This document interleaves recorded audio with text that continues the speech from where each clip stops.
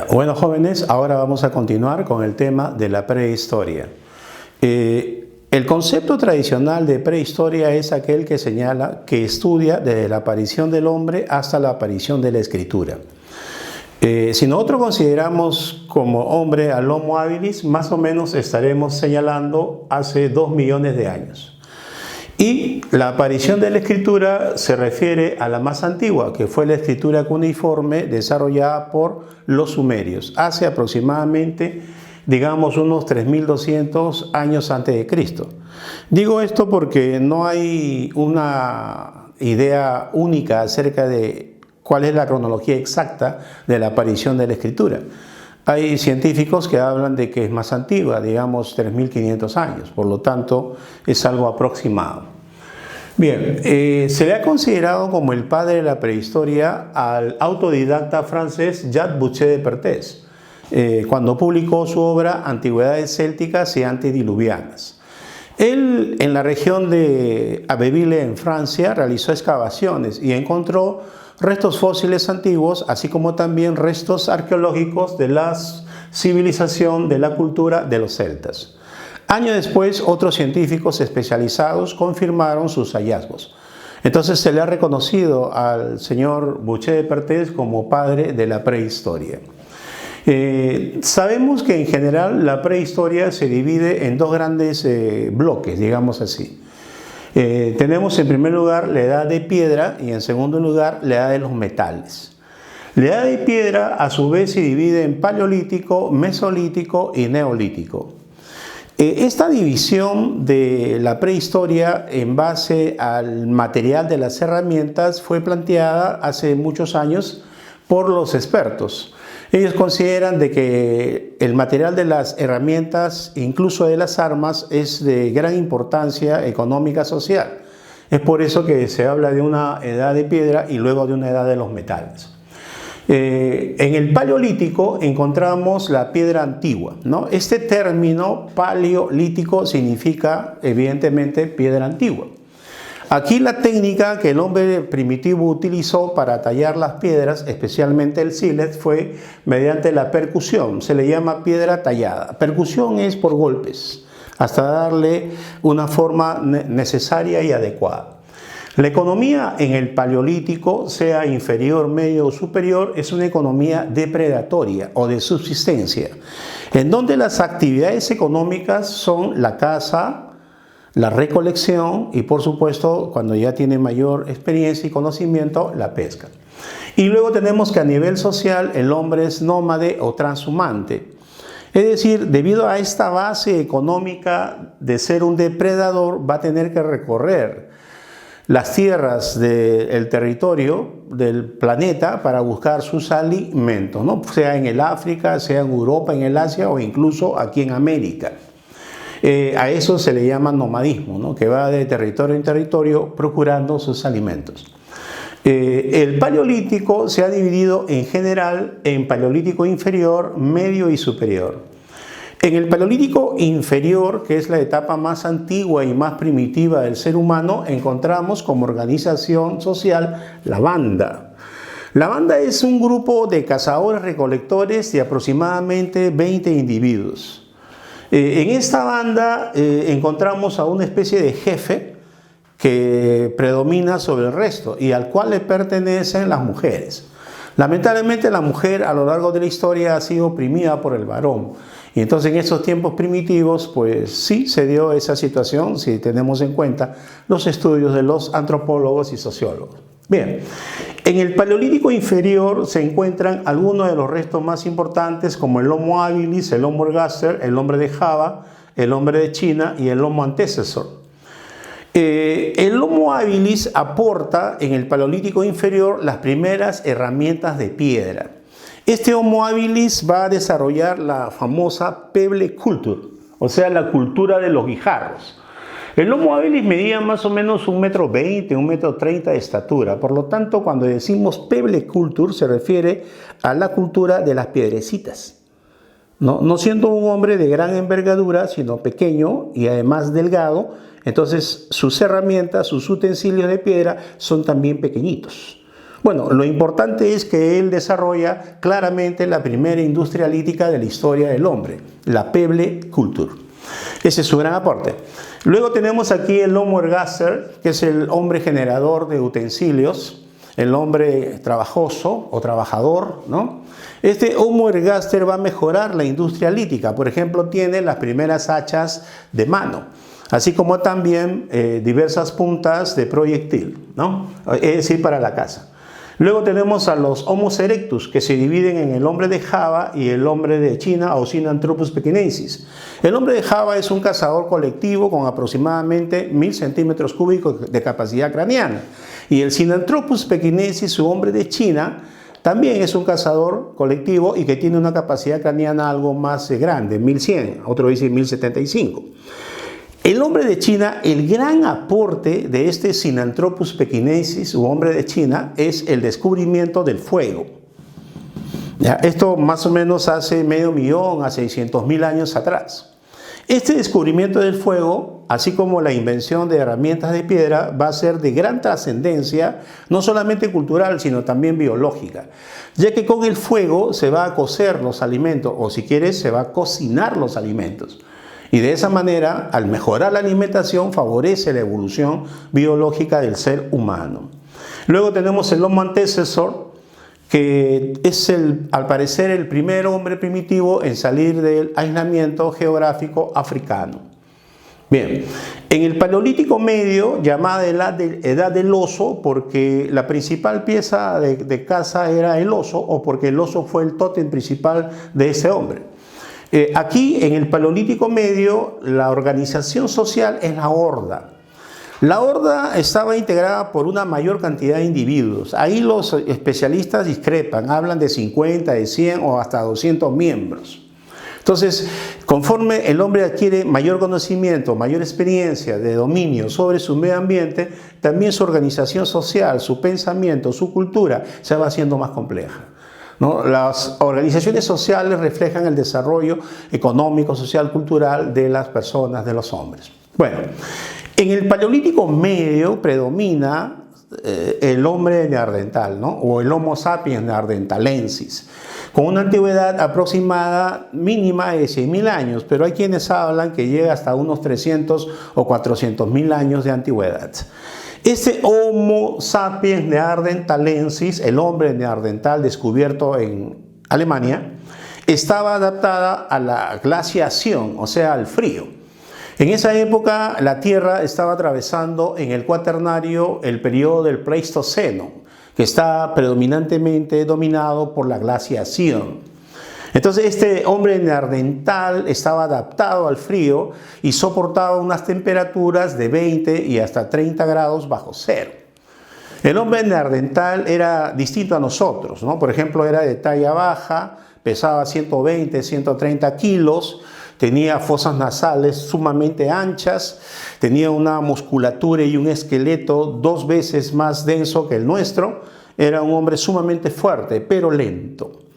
El hombre neandertal, que era cazador, recolector, va a iniciar las ideas mágico-religiosas. Aquí con claridad se encuentran evidencias de que se inicia la magia y la religión. Es una forma de decirlo, ¿no? ¿Cómo se expresa este inicio de las ideas mágico-religiosas? De 2 formas. En primer lugar, en el culto al oso. En las cuevas en donde vivió el hombre neandertal para protegerse del frío, se ha encontrado una gran cantidad de osamentas de oso. O sea que lo mataba y se lo comía. Pero también se ha encontrado que el cráneo del oso y hasta a veces esqueletos completos del oso eran colocados en una zona prominente de la cueva. Entonces eso significa de que al conservar el esqueleto y colocarlo en una zona prominente de la cueva, según los antropólogos, significa que le rendían culto, ¿no? Entonces hay aquí un culto al oso. Y luego tenemos también el que va a desarrollarse el culto a los muertos. ¿Cómo es esto? El culto a los muertos se expresa a través de los primeros entierros. El hombre neandertal enterraba a sus muertos y para enterrarlos realizaba un ritual. Entonces se está considerando aquí un inicio de la religión y de la magia, ¿no? El tótem, ser mágico, sobrenatural que protege a la horda, era el oso. Y el culto a los muertos también para mantener la existencia de la horda en el tiempo.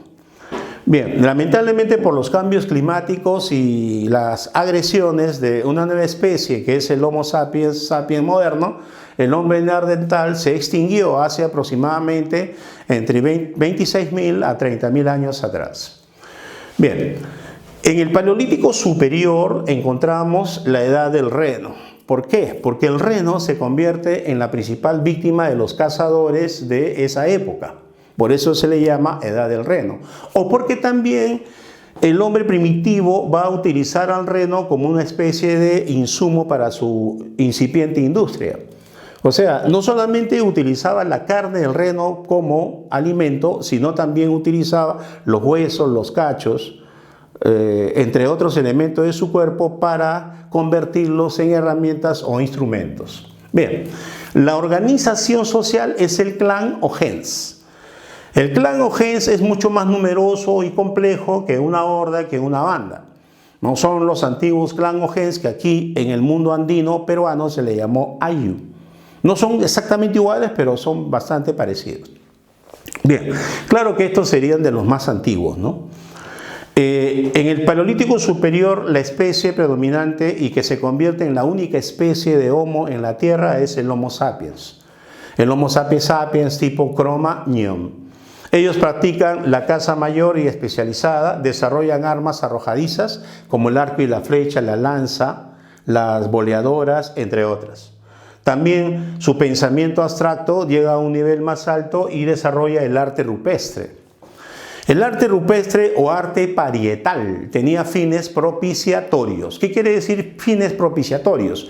Que a través de la práctica de estos rituales en la cueva, ante las imágenes de los animales, se buscaba que los elementos superiores de la naturaleza, digamos, los espíritus de la naturaleza, les favorezcan en su actividad de caza, en su actividad de recolección. O sea, el arte rupestre o parietal que se ha encontrado del Homo sapiens antiguo no tenía una finalidad estética de adornar la cueva para que sea de un ambiente mejor. No.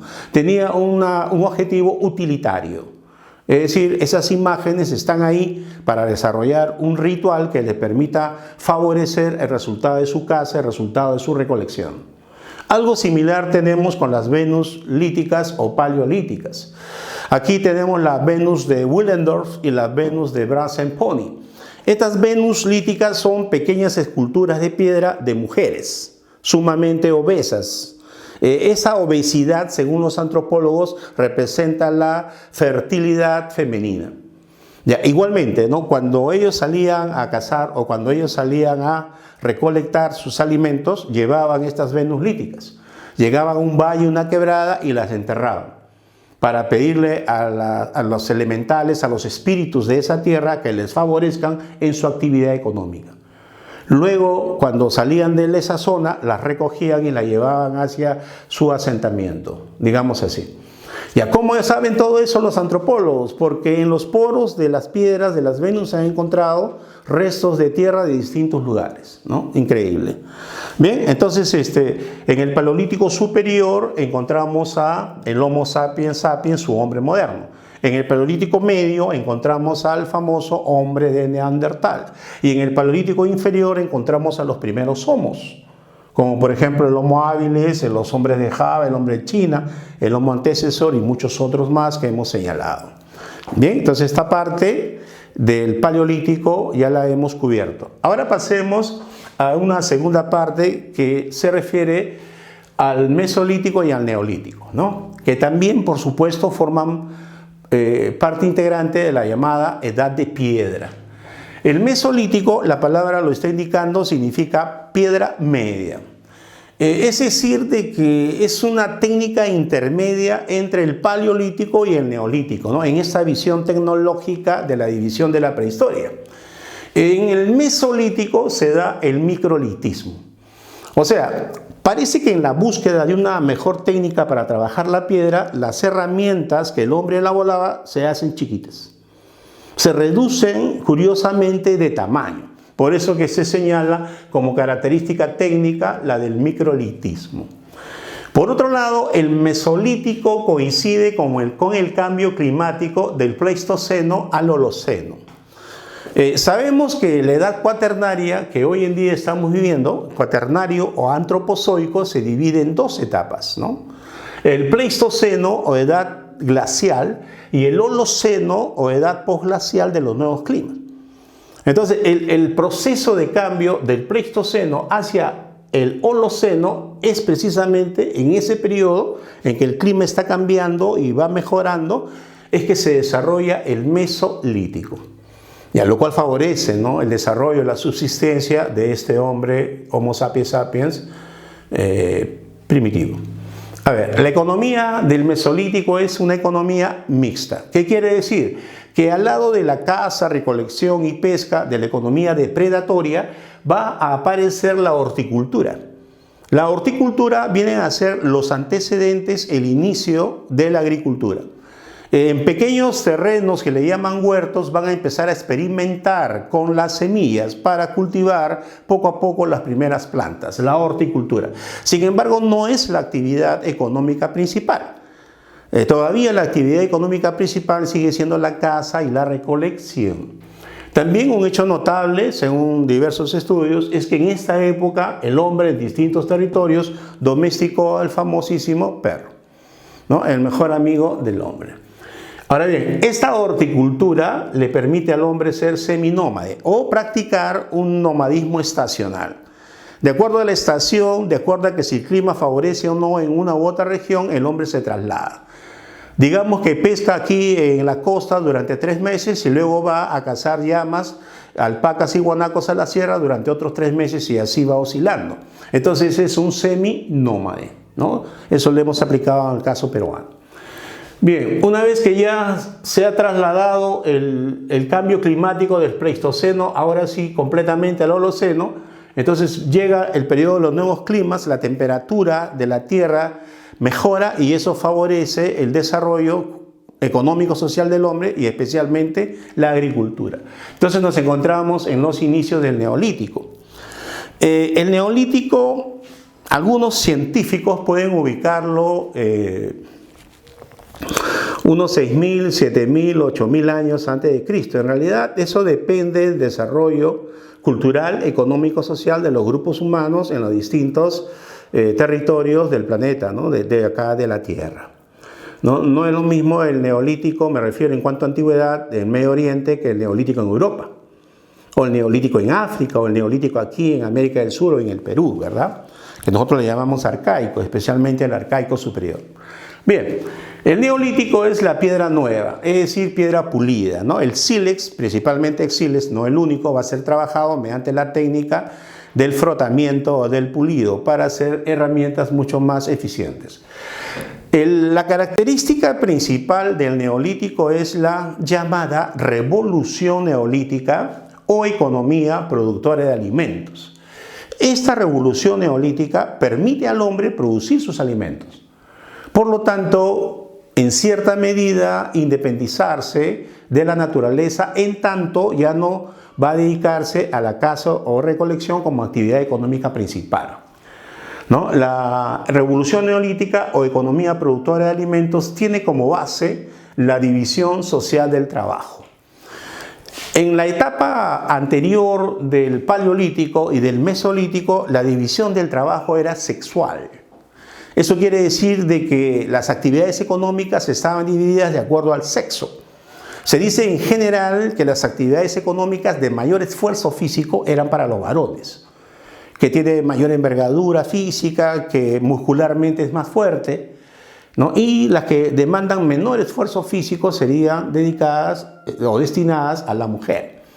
¿Ya? Entonces, en este caso, en el Neolítico, la división social del trabajo significa una especialización productiva, ¿no? Entonces, si tú te especializas en una actividad económica, vas a tener mayor eficiencia, mayor producción, mayor productividad. Bueno, La división social del trabajo se expresa en la primera, que se refiere a pueblos especializados en agricultura y pueblos especializados en ganadería. Esta agricultura y ganadería es la clásica división de los pueblos antiguos, ¿no? Los agricultores, los pueblos que se especializaron en la agricultura desarrollaron las primeras civilizaciones. Y los pueblos ganaderos después se convirtieron en los grandes guerreros y conquistadores del pasado, ¿no? Bueno, entonces tenemos esta primera división social de trabajo, que es agricultura y ganadería. Y ahora pasamos a la segunda, que es la aparición de las artesanías. Estas son actividades económicas complementarias a la agricultura y ganadería que produce alimentos. Estas artesanías complementan haciendo que estos alimentos se conserven en mejores condiciones o en general mejoren las condiciones de vida del hombre en general. Por ejemplo, son la alfarería, que es cerámica, la cestería, que es esa industria artesanal del mimbre, ¿no? Y otras fibras que sirven para elaborar toda clase de objetos, para conservar, guardar alimentos. Y luego tenemos la textilería, que es el tejido. Entonces, evidentemente, estas y otras actividades artesanales complementaron las actividades productivas de alimentos como la agricultura y ganadería. Bien, ¿qué consecuencias trajo la revolución neolítica? ¿Qué consecuencias trajo la división social del trabajo, tanto en la primera como en la segunda? En general, el excedente de producción, ¿no? Estas aldeas sedentarias, como consecuencia de la agricultura, van a producir más de lo que necesitan. Y eso genera una propiedad privada, lo cual se complementa con la organización del Estado, ¿no? Este excedente de producción, esta propiedad privada, este Estado presupone la división de la sociedad jerárquicamente en clases sociales. O sea, el excedente de producción, riqueza, bienes, va a ser apropiado por una élite social, que digamos en la historia se sabe, primero fueron los sacerdotes y después la llamada nobleza, aristocracia guerrera. Entonces, complementando a la aparición de las aldeas sedentarias del Estado y la propiedad privada, tenemos también la aparición de las clases sociales. ¿Ok? Eso ya presupone la formación en los siguientes 1000 años de las primeras civilizaciones. Porque algunas aldeas sedentarias se convierten en centro de culto. Y esos centros de culto dan origen a las ciudades, a las civitas, o sea, las ciudades, o sea, las civilizaciones, ¿no? Bien, además se señala que en el Neolítico los hombres van a construir una serie de monumentos megalíticos, o sea, de gran tamaño, ¿no? La religión se hace más compleja y para rendir culto, ahora sí, a los llamados dioses, se van a levantar monumentos megalíticos, ¿no? Importantes, como el Menhir, el Dolmen y el Cromlech. Uno de los más famosos es el famoso Cromlech de Stonehenge, allá en Inglaterra. Es un círculo de piedras de más de 2,5 metros de estatura, ¿no? Este Cromlech de Stonehenge, según los estudiosos, representa un observatorio del Sol, de la Luna y algunas estrellas. O sea que tenía fines de calendario, además de ser un observatorio astronómico. ¿Ok? Entonces, muchachos, hasta aquí hemos avanzado la parte de la edad de piedra. Bueno, muchachos, para terminar nuestro esquemita de la prehistoria, tenemos ahora la edad de los metales. La edad de los metales sobreviene a la edad de piedra. Esto significa que el hombre va a descubrir la metalurgia y aprende a utilizar los metales para elaborar sus herramientas y sus armas. A ver, veamos. La edad de los metales se ha dividido tradicionalmente en edad de cobre, edad de bronce y edad de hierro. A la edad de cobre también se le llama cuprolítico o calcolítico. Como nos damos cuenta, cuprolítico significa cupro, cobre y lítico, piedra. O sea que se combina el uso del cobre con el uso de la piedra. Y luego tenemos el caso de la palabra calcolítico. Calco significa metal y lítico, piedra, o sea, del metal y la piedra. Entonces, ¿qué podemos conclusionar? De que la edad del cobre es un periodo de transición del uso de la piedra al uso del metal en la elaboración de herramientas, ¿no? Y bueno, algunas armas. Acá en la edad del cobre, entre los años 5000 y 4000 a.C., se producen los inicios de la metalurgia, ¿ok? O sea, la manipulación de los metales. Luego tenemos la famosa e importante edad de bronce, ubicada entre el año 4000 y 2000 a.C. aproximadamente. Jamás pensemos que en historia los años, sobre todo de épocas antiguas que ponemos, son exactos, ¿eh? Todos estos años son aproximados y siempre hay discrepancias entre los especialistas. Es historia, no matemática, no es matemática, aritmética, geometría, ¿no? Bien, mira, tenemos aquí que en la edad del bronce encontramos un mayor desarrollo de la metalurgia. ¿Por qué? Porque se va a dar la aleación de la mezcla del cobre con el estaño, ¿no? El bronce, perdón, no es un metal que surge de manera natural, sino es un metal producto de la manipulación humana, producto de una aleación. La aleación es la mezcla del cobre con el estaño. Muy bien. Lo más importante de la edad del bronce es que en esta región del creciente o media luna fértil surgen las primeras civilizaciones del mundo. ¿Cuál es la región de la media luna o creciente fértil? El Medio Oriente, ¿cierto? Principalmente es el Medio Oriente. Cuando hablamos del Medio Oriente, imaginamos inmediatamente el país de Irak, pero también imaginamos los territorios de los países de Asia Occidental. O sea, estamos hablando de Siria, de Líbano, de Palestina, de Israel, ¿no? E incluso el norte del África en su parte este, es decir, el norte de Egipto. Entonces, en esos territorios del Medio Oriente encontramos la aparición de las primeras civilizaciones del mundo, justamente en la llamada Edad del Bronce. ¿Cuáles son estas primeras civilizaciones? Más o menos en orden cronológico serían así: Sumeria, Acadia, Egipto, Siria, Palestina, Fenicia, Babilonia, entre otros. ¿Ok? Una aclaración: jamás vayan ustedes a señalar que en las primeras civilizaciones del mundo del creciente fértil se encuentra Grecia o Roma. Como usted sabe, Grecia está en los Balcanes, no en el Medio Oriente. Y como usted sabe, Roma está en la península itálica, no en el Medio Oriente. En ambos casos, tanto Grecia como Roma están en Europa. Y el Medio Oriente está en Asia Occidental, se puede decir así.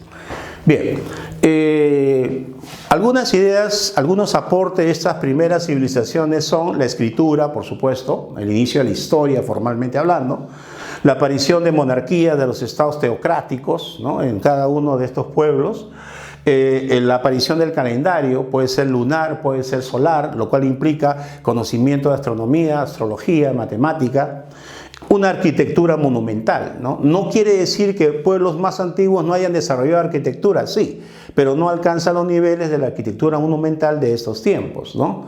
Por ejemplo, los sumerios, acadios van a desarrollar los famosos zigurat, van a construir portentosas ciudades, van a construir incluso importantes templos. Ni hablar de Egipto, todo el mundo se acuerda de Egipto, las pirámides.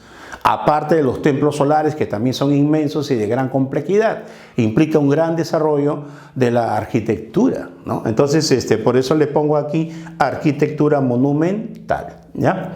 Entre muchas otras características adicionales, ¿no? Y finalmente tenemos la llamada Edad de Hierro, ¿no?, que aproximadamente se ubica alrededor del año 2000 a.C. Se dice que los hititas, un pueblo de la actual Turquía, en la parte central, en la meseta de Anatolia, habrían sido los primeros en usar el hierro. Por lo general, la edad de hierro está asociada a los arios, ¿no?, que son pueblos guerreros. Entonces tenemos las invasiones arias del segundo milenio antes de Cristo. La edad de hierro está asociada a pueblos guerreros, está asociada a la guerra. Entonces, estas invasiones arias del segundo milenio van a cambiar el mapa geopolítico del Medio Oriente y de los territorios que invadieron. Por ejemplo, los hititas, casitas, simitanios, elamitas y otros más invadieron Mesopotamia, ¿no? Estas civilizaciones, Sumeria, Acadia, Babilonia, que estaban en Mesopotamia, Incluso los propios asirios van a sufrir las invasiones arias durante varios siglos, ¿no? Luego tenemos también la invasión de los dorios, jonios y eolios sobre la antigua Grecia, ¿no? Los griegos, los helenos son descendientes de dorios y jonios principalmente, ¿no? Otras invasiones, por ejemplo, serían la de los italiotas, en donde se destacan los latinos que invadieron Italia, y una rama de los latinos, como usted recordará, fundó la ciudad de Roma. Ellos originalmente son de origen ario, ¿no? Un ario es un hombre de 1,90 m, rubio, ojos azules celestes, de gran contextura física y que tiene aptitudes de carácter militar. Los arios. También los arios invadieron la India. Ahí sí conquistaron la India e impusieron el régimen de castas, ¿no? Los arios. Por eso es que usted ve que en la India hay muchos hombres y mujeres de raza blanca, ¿no? Mezclados con los antiguos habitantes de ese país continente. Bien, entonces en la Edad de Hierro encontramos los grandes imperios militaristas. La Edad de Hierro también, por supuesto, llega a Europa, en donde en los tiempos más antiguos se destacan la cultura o civilización de la Hallstatt y de la Atene. Hallstatt unos 800 años antes de Cristo y la Atene o la Atene unos 500 años antes de Cristo. En el caso de nosotros los peruanos, los incas, que es la civilización más desarrollada del mundo andino, pues no llegó a conocer el hierro. Lamentablemente el hierro es conocido por los incas cuando se produce la invasión de los españoles en el siglo XVI. O sea, unos 1500, 1400, 1200 años, los pueblos del Medio Oriente y algunos de Asia Occidental estaban conociendo el hierro. En el Perú no. En el Perú se conoce el hierro por la invasión española de los años 1532 para adelante. O sea, te das cuenta de esa diferencia tecnológica en los materiales, en las herramientas y en las armas, ¿no? Con lo cual no desmerece la cultura andina, simplemente observamos, reflexionamos sobre ese dato, ¿no? Que nuestros incas y culturas pre-incas no llegaron a conocer el hierro. Si hubieran conocido el hierro hubiera sido algo extraordinario, porque sus herramientas y sus armas hubieran sido de mucha mayor potencia, poderío. Entonces, tal vez no hubieran sido conquistados por los españoles. Muy bien, jóvenes, entonces cerramos nuestro pequeño resumen sobre la prehistoria. Muchas gracias. Bien, jóvenes, hoy vamos a desarrollar el tema de Mesopotamia. Mesopotamia es una palabra que designa un espacio geográfico. Según el historiador griego Polibio, Mesopotamia significa país entre ríos. La Mesopotamia antigua está ubicada actualmente entre los países principalmente de Irak y además Siria. Entonces, el país entre ríos alude a dos ríos, hacia el oeste el río Éufrates y hacia el este el río Tigris. En medio de estos dos ríos, digamos en sus cauces, se desarrollaron antiquísimas civilizaciones, que fueron el origen de la civilización humana y cuyos aportes perduran hasta nuestro tiempo. El río Éufrates y el río Tigris nacen en el norte, en los montes de Armenia, y desembocan en el sur, en el Golfo Pérsico. En su largo recorrido van en gran parte diseñando el territorio. Entonces tenemos que la Mesopotamia se divide en Alta Mesopotamia y Baja Mesopotamia. La Alta Mesopotamia es llamada Asiria, un pueblo netamente guerrero. Y la Baja Mesopotamia, que es región de llanuras, es llamada Caldea. A su vez, esta Caldea se divide en Alta Caldea y Baja Caldea. La Alta Caldea fue llamada Acadia porque fue ocupada principalmente por el pueblo de los acadios. Y la Baja Caldea fue llamada Sumeria o Sinear, que es la civilización más antigua de la historia del hombre. Bien, los límites en general de la antigua Mesopotamia eran los siguientes, ¿no? Al norte, los montes de Armenia, al sur, el Golfo Pérsico, al este, la meseta de Irán y los montes Zagros, y al oeste, los países de Siria y Arabia, aunque claro, esa zona es desértica, ¿no? Muy bien, entonces, como es común de las antiguas civilizaciones, estas aparecieron cerca a los ríos o cerca a los mares. Y en el caso de Mesopotamia se corrobora esta idea. Respecto a los periodos históricos de la antigua Mesopotamia, tenemos en primer lugar el periodo de los sumerios. ¿no? Nuevamente repetimos que los sumerios o Sumeria es la civilización más antigua del mundo. Los sumerios formaron ciudades-estados independientes. Ellos no tenían un gobierno unificado, no tenían un estado centralizado, sino que cada ciudad tenía su propio gobierno, cada ciudad tenía su propio estado que dominaba un determinado territorio. Bueno, eso puede ser positivo, pero también negativo, en el sentido de que a lo largo de su historia las ciudades sumerias estuvieron en casi constante guerra por dominar territorio y riquezas, especialmente esclavos.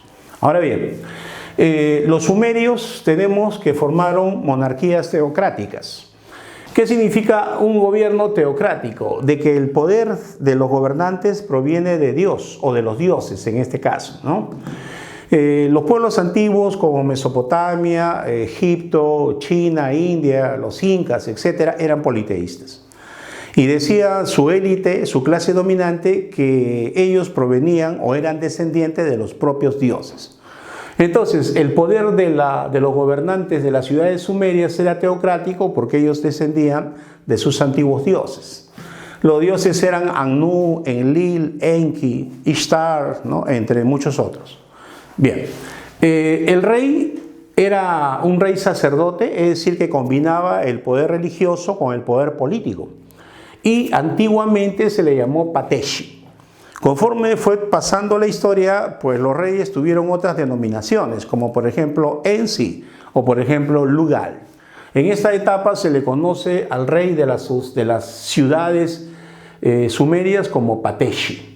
¿No? Algunas ciudades de las más importantes de la antigua Sumeria: la ciudad de Ur, la ciudad de Uruk, la ciudad de Lagash, la ciudad de Umma, ¿no? Sobresale, por ejemplo, Uruk, en donde se construyó uno de los primeros sigurats, o sea, templos y a la vez palacios muy antiguos, ¿no? El sigurat de Uruk. Luego tenemos la ciudad de Ur, en donde según la tradición vivió el patriarca Abraham, que es patriarca del pueblo hebreo, del pueblo judío, y también es patriarca de los árabes.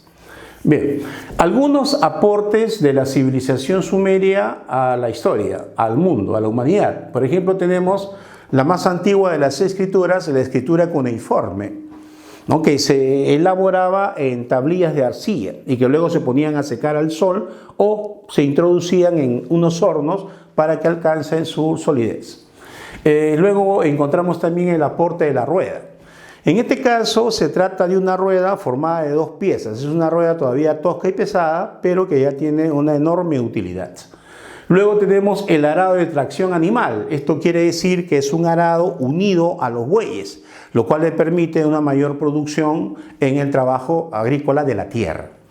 Tenemos también que inventaron el ladrillo, el arco y la bóveda como elementos de arquitectura.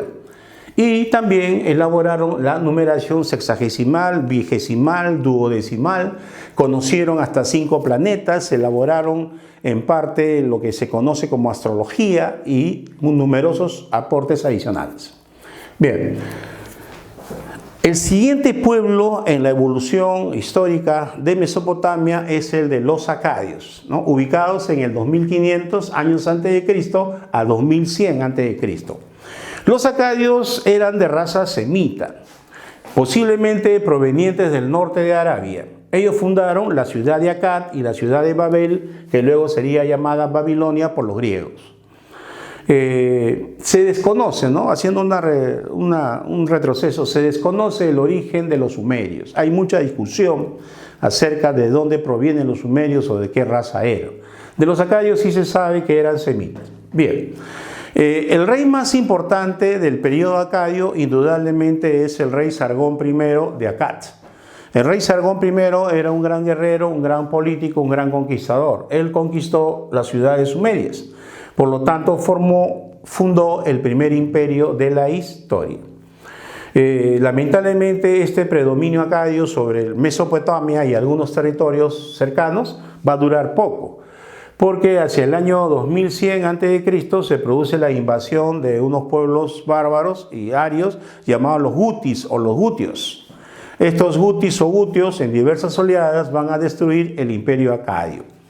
En el proceso de la lucha entre acadios y gutios, entre otros pueblos, va a haber un renacimiento de las ciudades sumerias que se van a liberar del dominio acadio. Entonces tenemos en primer lugar el predominio de Uruk, en donde Utu-Hengal es el que logra derrotar a los gutios, el Pateshi Utu-Hengal, ¿no?, que derrota a los gutios. Luego Uruk va a ser reemplazada por la ciudad de Ur, en donde su rey Ur-Nammu se destaca por haber dado un antiguo código de leyes. Esa ciudad de Ur va a ser reemplazada por Lagash. Lagash va a tomar el predominio. Ahí se destaca el rey Gudea, el cual va a tener que afrontar las invasiones arias del segundo milenio y que van a destruir este renacimiento sumerio que seguidamente vamos a reseñar. Bien, continuando con la exposición, tenemos ahora que las invasiones arias del segundo milenio van a destruir el renacimiento sumerio, en el cual se destacaron diversas ciudades. Por ejemplo, tenemos que los elamitas destruyeron la poderosa ciudad de Ur, que es una antigua ciudad sumeria, lo cual provocó de que el patriarca Abraham huya hacia lo que hoy día se llama Israel, Palestina.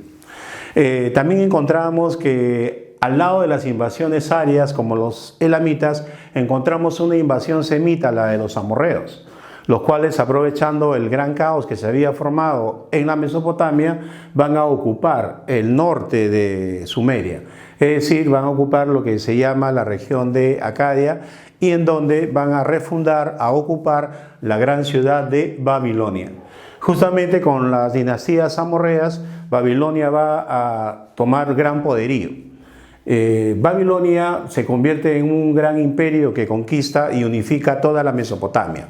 Entre los diversos reyes de origen amorreo de la antigua Babilonia se destaca el rey Hammurabi, que es muy famoso por su código de leyes. El código de Hammurabi, que estaba basado en la ley del talión, son 280 leyes dedicados al dios del sol, al dios Shamash.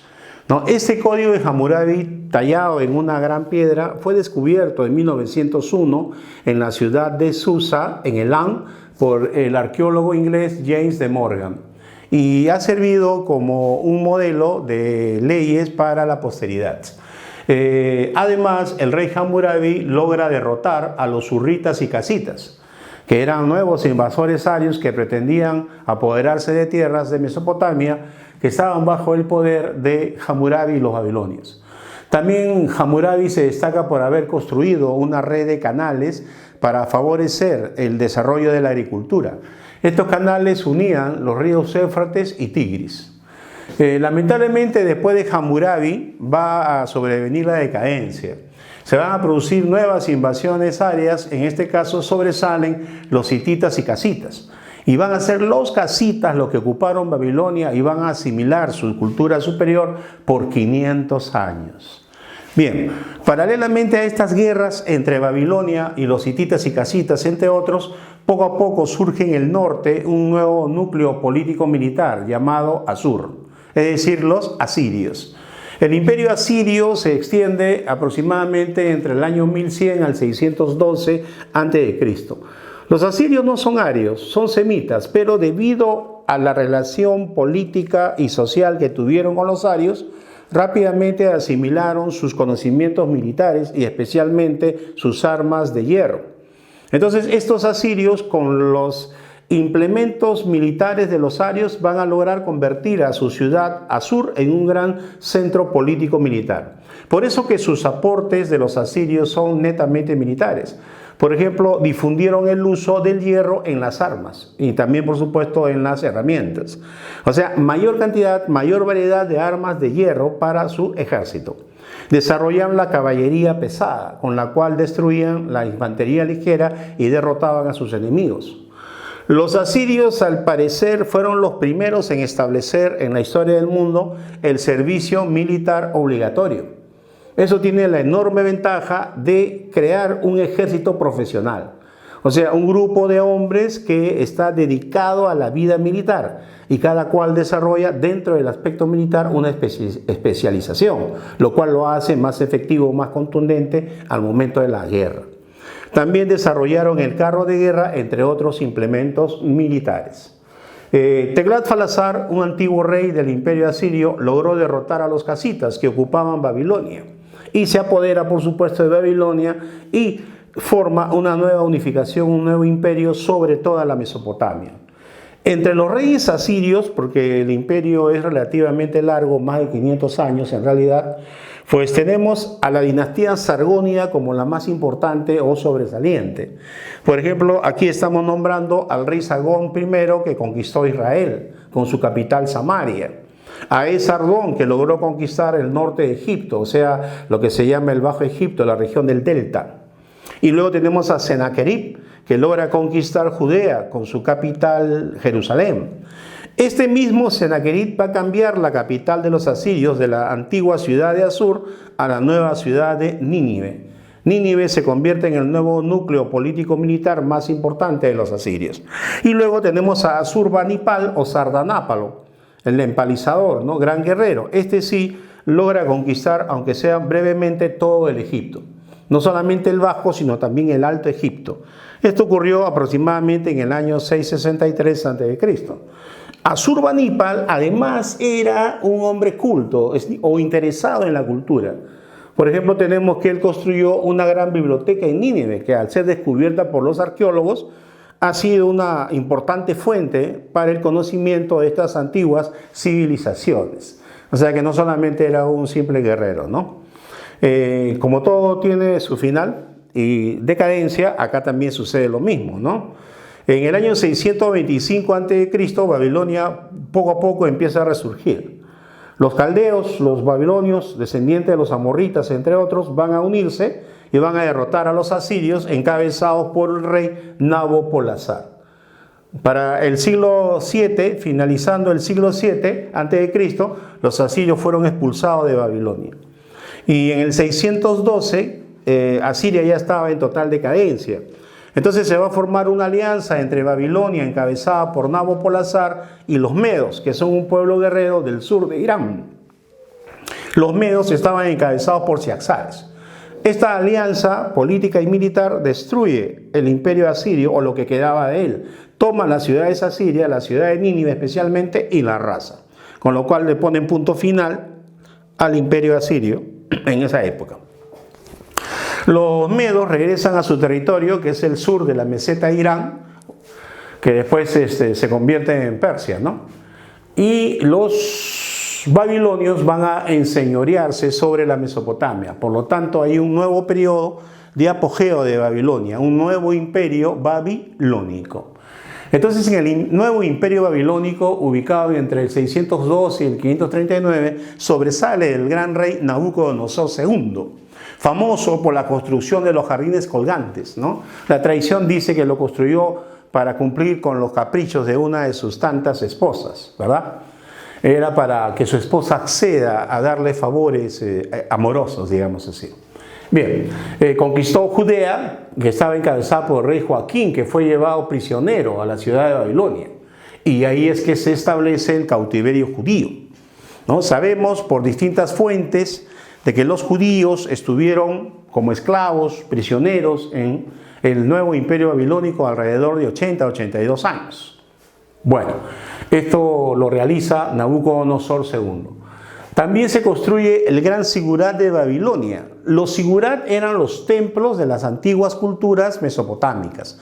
Estos sigurat eran torres pirámides de 7 pisos. Cada piso estaba dedicado a uno de sus dioses. Y además en el último piso había un observatorio astronómico. Entonces el sigurat de Babilonia algunas veces se le ha relacionado con la Torre de Babel, ¿no? Lo cual es bastante curioso, por lo menos. También se construyó la puerta monumental dedicada a la diosa Ishtar. La diosa Ishtar, que era la diosa del amor, de la fertilidad y también la diosa de la guerra. Esta puerta sobrevivió hasta la llegada de los griegos con Alejandro Magno, ¿no? Era sumamente impresionante. Después de Nabucodonosor II, rápidamente sobrevino la crisis, la decadencia, y en el 539 a.C. una nueva fuerza política militar emergió en Asia. Esta era la de los persas. Los persas, con Ciro II el Grande, fundador del imperio persa, van a enfrentar a Babilonia, la van a derrotar y la van a conquistar. El último rey de Babilonia fue Baltasar. Entonces este sería un súper resumen, porque en realidad es sumamente complejo, de la evolución política de las etapas de la antigua Mesopotamia. Jóvenes, ahora en nuestro curso de Historia Universal desarrollamos la civilización egipcia. Al lado de Mesopotamia es considerada una de las civilizaciones más antiguas del mundo, Egipto. Esta palabra de origen copto significa tierra negra. Esto está en relación a el barro de color negro y gran fertilizante que dejaba el río Nilo todos los años después de las inundaciones. Este limo, este fertilizante, este barro de color negro permitía que el antiguo Egipto tuviese 3 cosechas al año, lo cual cualquier ingeniero agrónomo nos diría que es algo extraordinario. Por eso que los romanos decían que Egipto era el granero del Mediterráneo. Egipto es una civilización, es un país que se encuentra ubicado al noreste del África. ¿Ok? Está en el noreste del África, no está geográficamente hablando en el Medio Oriente o en el Asia. ¿Ok? Egipto está asociado al río Nilo. El gran historiador griego Heródoto había dicho en el pasado que Egipto es un dom del Nilo. Bueno, tanto como dom del Nilo, no, porque sin el trabajo, sin la creatividad, sin el esfuerzo de los hombres, nunca hubiera surgido la civilización egipcia. Pero sí es importante señalar que el río Nilo tuvo influencia, condicionamiento geográfico, climático, para que ahí surja una gran civilización. Seguramente que eso es lo que nos quiso decir realmente Heródoto, ¿no? Mira, la importancia del río Nilo podría sintetizarse de esta forma. El río Nilo forma un gigantesco valle agrícola de mucha productividad de su tierra. El limo es el fertilizante natural. El río Nilo proporciona agua. Es agua dulce, ¿no? Es decir, agua que puede ser utilizada por el hombre y por los animales. Además, también el río Nilo, como es caudaloso, se utilizaba como un medio de comunicación, a través del cual podía viajarse tanto hacia el norte como hacia el sur del país, para lograr su integración o el intercambio comercial. Este río Nilo tiene 6.671 kilómetros de extensión. Está formado por 6 cataratas y el Egipto antiguo, en la época de los grandes faraones, llegó a conquistar hasta la 4ª catarata, que hoy en día está ubicada en el territorio de Sudán. ¿Ok? Ya. Es importante indicar que el río Nilo egipcio se forma en la unión llamada Jartum, y que en esta unión del Jartum se une el Nilo blanco y el Nilo azul, ¿no? Eso ya es el punto de vista geográfico, ¿no? De repente nos podría venir una lectura sobre ese tema, entonces ya usted tiene un conocimiento previo y se le hace más fácil, ¿no? El Nilo blanco nace en los lagos Alberto y Victoria, que fueron descubiertos en el siglo XIX por los exploradores ingleses Spot y Grant. Esto quiere decir en África Central, el Nilo blanco. En cambio, el Nilo azul nace en el lago Tana, ubicado en la actual Etiopía. No, entonces, estas dos vertientes, vamos a llamarle así, se unen en Jartum y forman lo que se llama el Nilo egipcio, que desemboca muy al norte en el mar Mediterráneo a través de un delta integrado por una serie de ramales. Bien, los límites de Egipto eran, de manera general, al norte el mar Mediterráneo, al sur Nubia, que hoy en día se llama Sudán, y al este el Mar Rojo, el famoso Mar Rojo, que según la tradición, la religión judía, fue atravesado por los hebreos que huían de Egipto, liderados por Moisés. Y hacia el oeste el desierto de Libia. Bien, ahora hagamos una gran síntesis. Todo esto de los cursos preuniversitarios son muy sintéticos en realidad. La historia es muy compleja y amplia y profunda, ¿no? Esto solamente son esbozos. Mira, tenemos acá los periodos históricos, los cuales están integrados por 30 dinastías. O lo que quiero decir es que a lo largo de los periodos históricos, los reyes de Egipto, llamados faraones, se agrupan en 30 dinastías. aunque Manetón, antiguo historiador egipcio, nos hablaba de 26 dinastías. Hoy en día se estila decir 30 dinastías según la egiptología moderna. Ahora bien, tenemos un primer periodo conocido como el predinástico. Predinástico quiere decir antes de la unificación política de Egipto o antes de la existencia de reyes que gobernasen sobre todo el país, ¿no? En el predinástico primero tenemos, según los arqueólogos o egiptólogos, 42 nomos, ¿no? Se ha desenterrado 42 nomos, que eran como aldeas o que eran como ciudades-estados.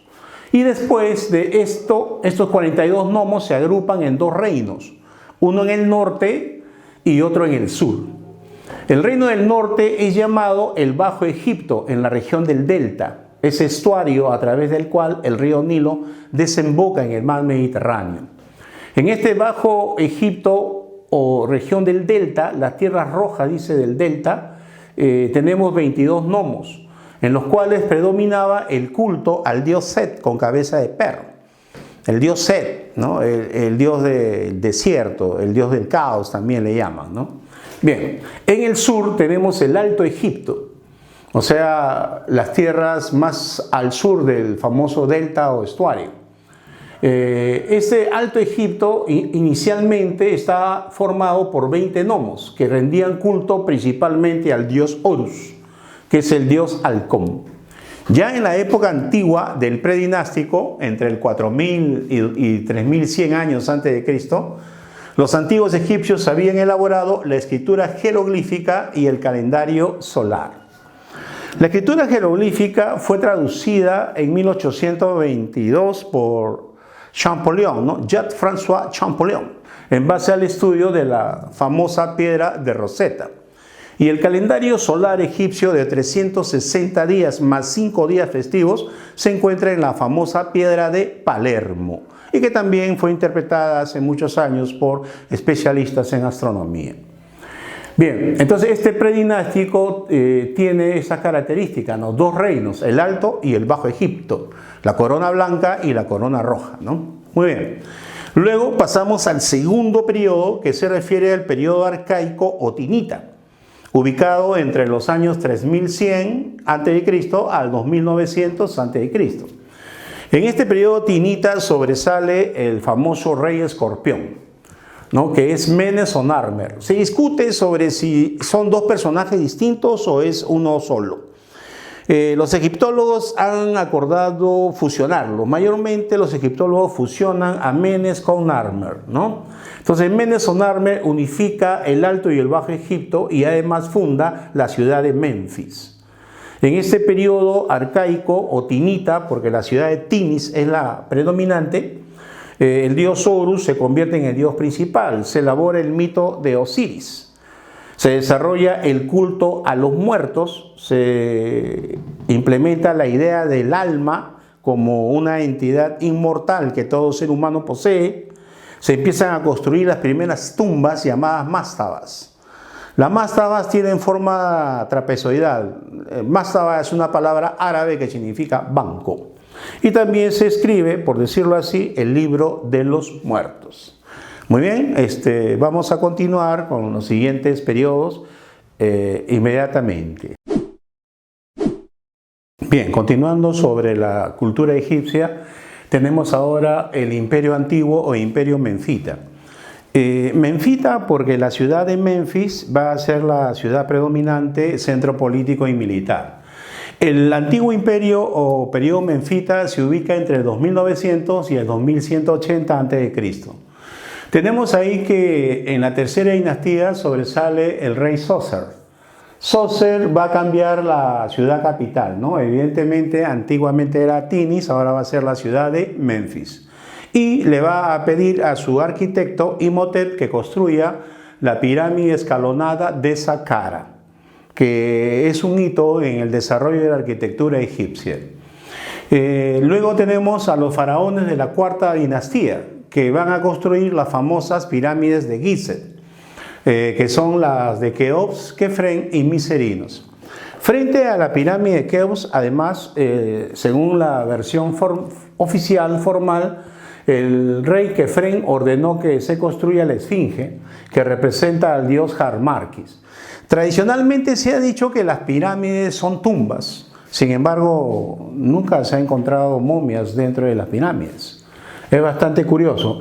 En todo caso, ¿qué cosa eran las pirámides? Es en la actualidad sumamente controversial. Bien, otro faraón destacado del periodo es el rey Pepi II, que gobernó 94 años. En ese sentido, según esta información, sería el gobernante de más largo periodo de tiempo, ¿no?, en la tierra, porque son 94 años de gobierno, no 94 años de edad, sino de gobierno. Entonces este hombre vivió mucho más de 100 años, ¿no?, lo cual es algo asombroso. Bien, en el periodo menfita, el dios principal era el dios Ra, que representa al sol. Los egipcios eran politeístas, tenían miles de dioses en realidad, pero siempre en distintos periodos hay un dios más importante, como en este caso estamos señalando al dios Ra, que representa al sol. Al final del periodo menfita se va a producir una crisis política, una crisis de gobierno, en la que gradualmente los nomarcas, es decir, los reyes de las provincias o de los nomos, se van a sublevar y van a ir quebrando el poder del Estado unificado del rey de Memphis. Entonces, este primer intermedio implica que los nomarcas tenían mayor poder que los reyes de Memphis y abarca aproximadamente desde el 2180 a.C. hasta el 2040, según esta versión, ¿no? Después, poquito a poco, los nomarcas van a ser sometidos por los príncipes, que luego se convierten en reyes de la ciudad de Tebas. Entonces sobreviene el llamado Imperio Medio o Primer Tebano, que se ubica entre 2040 y el 1785 a.C. El gran unificador de Egipto en esta oportunidad va a ser Mentuhotep II. Él logra derrotar a los nomarcas, especialmente al nomarca de Heracleópolis, que era el más poderoso. También va a trasladar la capital o el establecimiento del gobierno de los reyes a la región de El Fayum, que está al sur de Memphis. Si bien es cierto, ellos son de origen tebano, pues para gobernar mejor el país van a trasladarse a la región de El Fayum. También tenemos a Amenhotep III, que construye el gigantesco laberinto, ¿no? Es una obra portentosa, y también construye el lago artificial Moeris, ¿no?, que se pensaba que era una represa, un lago natural, pero después se dieron cuenta los ingenieros que era una represa artificial, ¿no? En el periodo del Imperio Medio o Primer Tebano, el dios Amón, otra versión del sol, es el dios principal. Y acá también se produce el apogeo literario, ¿no? Los egipcios van a inventar el famoso cuento, ¿no?, que es una especie literaria que es muy conocida por todos nosotros. Bien, el primer intermedio o decadencia del primer tebano abarca del 1785 a 1567 a.C. En este caso se produce principalmente la invasión de los Hicsos, ¿no?, un pueblo, al parecer, según la versión tradicional, de raza aria, con conocimiento de hierro, caballo, caballería y nuevas armas de guerra. En nuevas versiones se discute sobre el tema.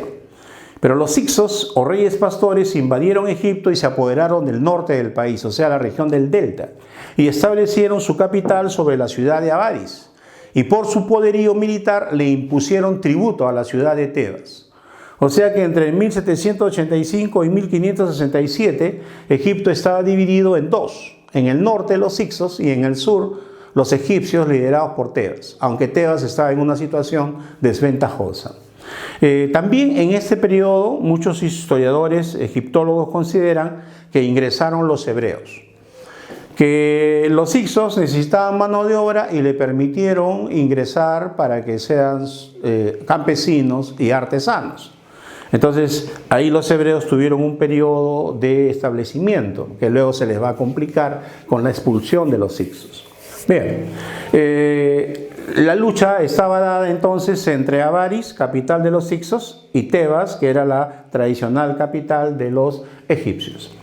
Esto nos lleva al Imperio Nuevo o Segundo Tebano, en donde la ciudad de Tebas después de una larguísima guerra de más de 20 años, logra derrotar y expulsar a los Hicsos. El gran héroe aquí es el príncipe Amosis I. Amosis I derrotó y expulsó a los Hicsos. Según la tradición y la información escrita, los persiguió hasta el sur de Palestina. Él es el que se proclama Perá o faraón, ¿no? La palabra copta egipcia antigua es Perá, señor de las dos casas o gran casa, o faraón, ¿no? Señor de gran poder. Tiene varios significados. Entonces, estrictamente el título de Perá o el título de faraón corresponde o se inicia a Amosis I, que fue el tercer unificador político del Alto y el Bajo Egipto, luego de la derrota de este pueblo extranjero llamado los Hicsos. Bien, luego tenemos a una faraona, una mujer que gobernó Egipto, una faraona que fue Hatshepsut. Hatshepsut realiza la expedición al Pum. Es una expedición comercial al sur de la península de Arabia, al sur del Mar Rojo, a un territorio que se discute cuál es su real ubicación, pero que buscaba nuevos mercados y nuevas materias primas para la economía egipcia. También la reina Hatshepsut construyó el Templo del Acantilado, que es un portento de arquitectura, ya que está como suspendido entre las montañas. El Templo del Acantilado, también conocido como el Templo de Deir el-Bahari. ¿Ok? Bien, luego tenemos al gran faraón, gran rey, gran conquistador Tutmosis III. Él logra la máxima expansión de Egipto. Por el norte, Egipto llegó hasta Fenicia, Siria, Palestina. O sea que conquistó gran parte del Medio Oriente, la parte occidental. Y por el sur llega hasta la Cuarta Catarata, que hoy en día se ubica no en Egipto, sino en Sudán, ¿no es cierto? Bien, entonces este es un gran guerrero que hasta lo han comparado con Napoleón. Bien, luego tenemos a este faraón Amenofis IV o Akenatón. Amenofis IV se cambió el nombre a Akenatón porque realizó una reforma religiosa. Como ya hemos dicho, los egipcios tenían miles de dioses, siendo para la época del segundo tebano el dios más importante Amón-Ra. O sea que habían fusionado el culto de Amón de Tebas con el culto de Ra de Memphis, que eran los dos dioses más importantes de los egipcios. Entonces, los sacerdotes habían adquirido mucho poder político, económico e influencia social. Lo que quiso hacer Amenofis IV o Akenatón con su reforma monoteísta es limitar o eliminar el poder político-social de los sacerdotes. Él establece una reforma monoteísta al dios Atón, que está representado por el disco solar. No tuvo éxito, su gobierno solamente duró 17 años y luego los sacerdotes y la misma nobleza no estaba de acuerdo con el monoteísmo. Restablecieron la religión politeísta. Sin embargo, en el proceso construyó la ciudad de Aketatón, hoy en día Tel el Amarna, ¿no? Una gran ayuda en los momentos en que él realizaba su reforma religiosa era su esposa Nefertiti, de la cual hay un busto, ¿no? Por lo cual se destaca por su belleza. Bien, no se sabe muy bien si era su hijo o su yerno, pero Amenofis IV Akenatón fue sucedido por Tutankamón, el faraón niño, el faraón o el nombre de un faraón más famoso en todo el mundo, en toda esa historia, Tutankamón. ¿Por qué Tutankamón es tan famoso su nombre como faraón? Porque su tumba fue descubierta intacta por el arqueólogo inglés Howard Carter en 1922. ¿Ya? Se le llama faraón niño a Tutankamón porque la momia de este personaje es de un joven entre 18 y 19 años. Por eso lo de faraón niño, ¿no? Parece que fue asesinado por la disputa del poder con su tío y otros jerarcas líderes del ejército de Egipto. No hizo grandes cosas Tutankamón, él es famoso por el descubrimiento de su tumba y nada más, no porque haya sido un gran guerrero, un gran constructor, un gran legislador o algo por el estilo. Bien, luego tenemos al gran faraón Ramsés II, él sí fue un gran guerrero y también un gran constructor. Ramsés II tuvo una larga guerra contra los hititas, a los cuales derrotó en la batalla de Kadesh. Los hititas eran un pueblo, un reino de raza aria ubicado en la región de Turquía central. Ellos también habían formado su imperio en esas regiones del Medio Oriente. Entonces le disputaban a Egipto los territorios de Palestina, los territorios de Fenicia y de Siria. Por eso estaba Egipto y los hititas en guerra desde hace muchos años. Entonces, en la batalla de Cádiz, en el cual supuestamente Ramsés II va a derrotar a los hititas, esto origina un tratado de paz. Se dice que el Tratado Internacional de Paz de Cádiz es el primero en la historia y establece un reparto del territorio de poder entre los egipcios y los hititas. La campaña militar es narrada, por supuesto, como propaganda política a través del poema del Pentágono. Cuando se habla de propaganda política es cuando la información está completamente alterada, completamente sesgada en favor de algo, ¿no? Entonces a eso se le llama propaganda. Bien, Ramsés II, entre sus grandes construcciones de templos, palacios, canales de irrigación, etc., sobresale el templo de Abu Simbel. En el templo de Abu Simbel, entre la primera y segunda cataratas al sur de Egipto, encontramos una arquitectura grandiosa y monumental. Bien, después de Ramsés II se inicia la decadencia en el periodo saíta, ubicado entre el 1085 y el año 30 a.C. ¿Okay? En este periodo se destaca la ciudad de Sais, ubicada en el delta, pero también en ese periodo se van a dar las sucesivas invasiones de los pueblos extranjeros. Por ejemplo, en el 663 a.C., los asirios, encabezados por Asurbanipal, conquistaron todo Egipto. Aunque, claro, duró poco porque en el 625 Psamético I de Sais logra expulsar a los asirios y Egipto goza un breve periodo de autonomía. Pero en el 525, 100 años después, aparece el imperio persa, con Cambises a la cabeza, que logra derrotar al faraón Psamético III en la batalla de Pelusia. Entonces, Egipto se convierte en una provincia del imperio persa. Entonces aquí Egipto pierde su autonomía y Psamético I se le ha nombrado, se le ha llamado tradicionalmente como el último faraón netamente egipcio. 200 años después, más o menos, en el 332, aparecen los griegos macedonios. Alejandro Magno, que estaba en guerra contra el imperio persa, conquista Egipto, ¿no? Luego, cuando muere Alejandro, le sucede en el gobierno a Alejandro Magno Ptolomeo I, de ahí viene la famosa dinastía ptolomeica, ¿no? Entonces, en los siglos que transcurrieron aparecen los romanos, ¿no? Roma primero aparece en Egipto con Pompeyo, después con Julio César y finalmente con Octavio. Octavio, sabemos, se convierte en el primer emperador de Roma luego de derrotar en el combate de Actium a la reina de Egipto Cleopatra y su marido, el romano Marco Antonio. Así como Egipto ya había sido provincia del imperio persa, el imperio alejandrino, ahora se convertía en una provincia del imperio romano. De tal manera que Egipto perdió su autonomía por numerosos siglos en la historia. Entonces hemos hecho, jóvenes, un resumen de la antigua historia de Egipto.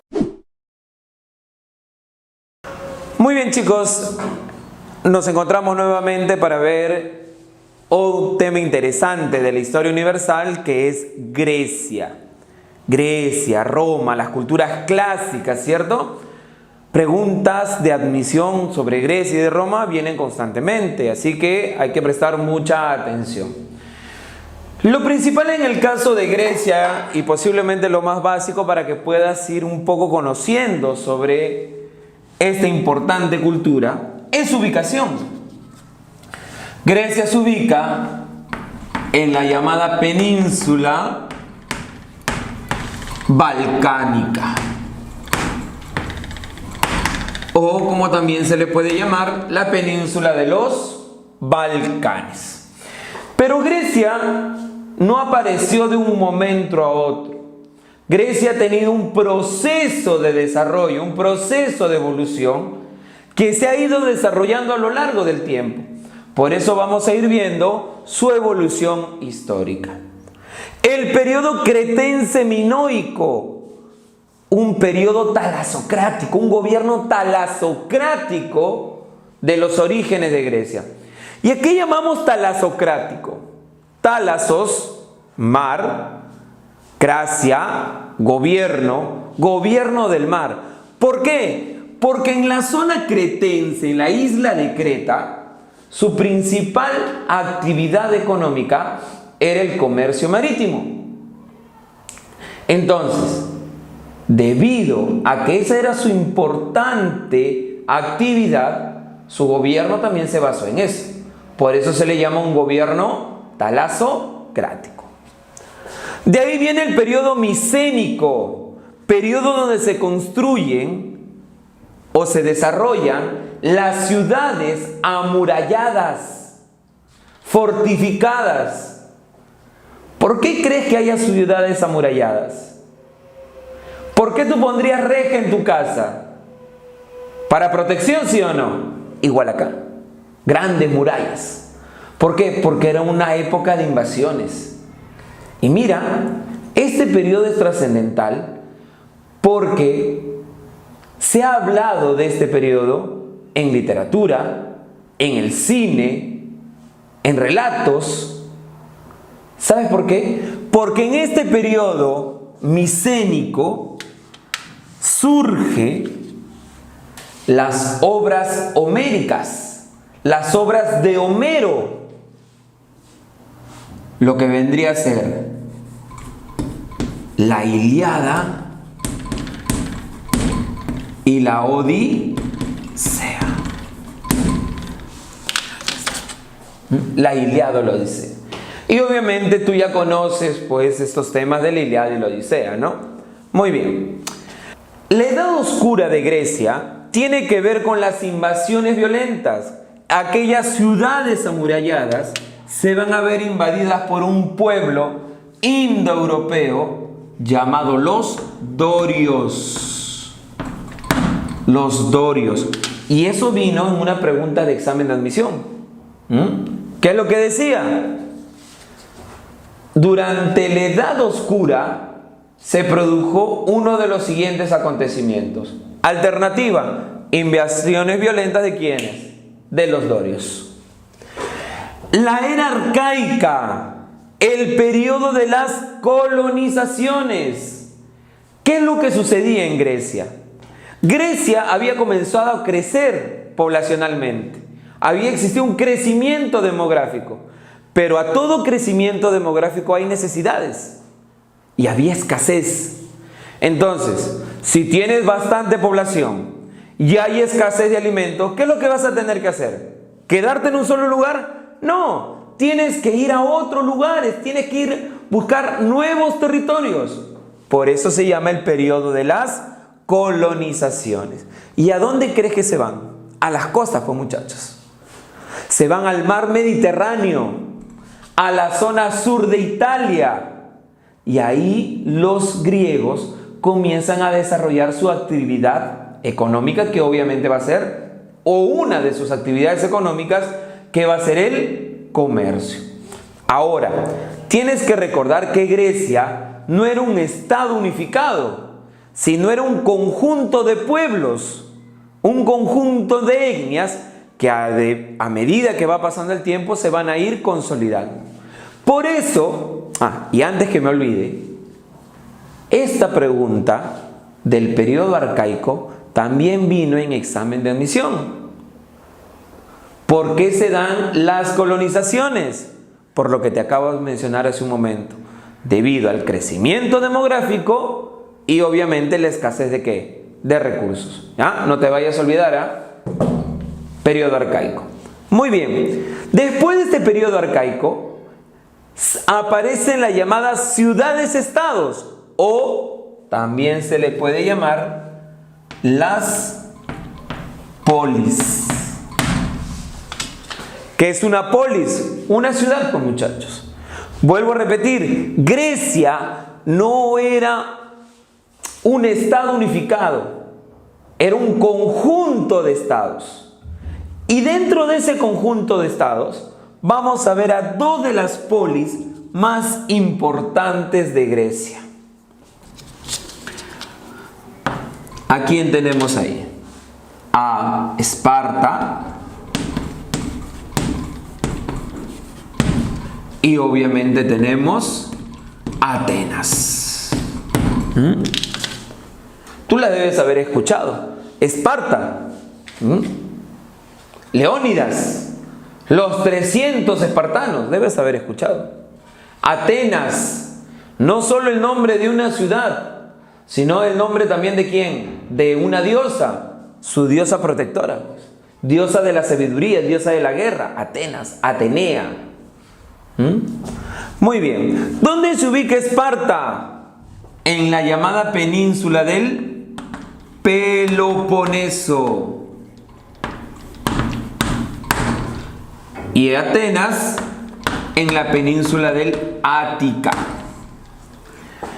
¿Y por qué son importantes estos lugares? Porque de cierta manera van a marcar la actividad económica de cada uno de estos lugares, o de cada una de estas ciudades griegas. Esparta tiene como economía una economía agrícola. Mientras que Atenas, su principal actividad económica es el comercio. Por eso para Atenas va a ser importante su hegemonía, su desarrollo. ¿Sobre qué zona? ¿Qué se necesita para desarrollar un comercio en esta época? ¿Cuál va a ser la principal vía de comunicación para el comercio de Atenas? El mar Mediterráneo. Este mar Mediterráneo va a ser una de las principales vías de comunicación comercial de esta época. No te olvides. Y por eso van a haber muchas sociedades, muchos pueblos que se van a enfrentar por el dominio del mar Mediterráneo. Ya lo vamos a ir viendo más adelante. A nivel social, Esparta se divide en los espartiatas. A ver, colocamos, nos falta la S, espartiatas, que van a ser los verdaderos espartanos, hombres libres, los que van a poder acceder a los cargos en Esparta.